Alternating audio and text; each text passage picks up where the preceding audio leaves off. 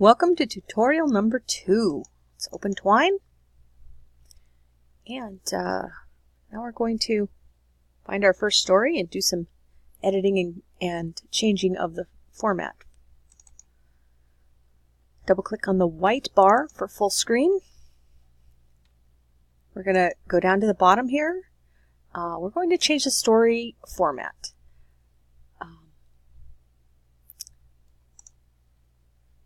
The default for Twine is Harlow, but we're going to switch to SugarCube 2.2. You may have a slightly different number. As long as it's not the 1 point and it's a 2 point, then you're fine. Just click on SugarCube 2. Whatever you have, and that'll be good. This will allow us to be more creative with our JavaScripting and our HTML tags in the story sheets. So the next thing we're going to do is create our story and create links to other pages, or as this is a choice type of story, we want to be able to make choices. So our story starts here, and we want to give ourselves some choices. Our story starts here. From here, we want to go to lunch.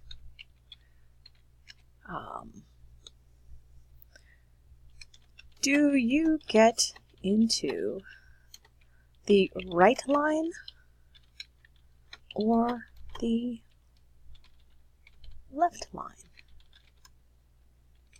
Now, we're going to make some choices here.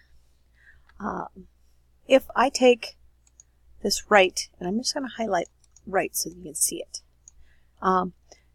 If we're going to get into the right line, and that's a choice that we want to take, then we need to create another passage so that we can continue our story in the right line.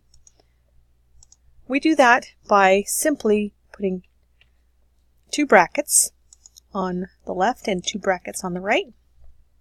And if you'll notice, there's a little X that popped up here. That indicates that we did something. Let's say we want to go to the left line. If we do the same thing, and you can find these brackets right over the enter sign. And if I, oops, did I do that right? I did.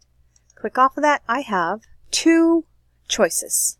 I have my start here, and I have to the left and to the right. Ironically, they are backwards. We put this one here, that'd be fine.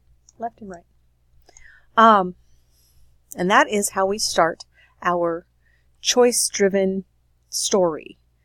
What you can be doing at this time is, in your start page, create a story that gives you 2 choices. And in your left and right boxes, see, it automatically gives it a title.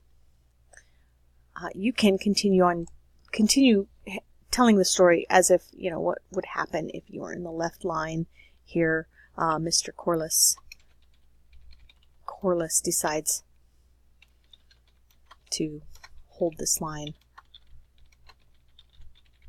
forever. All right, you can do that in the left line, and in the right line you can say Mr. C insists that everyone show their student ID.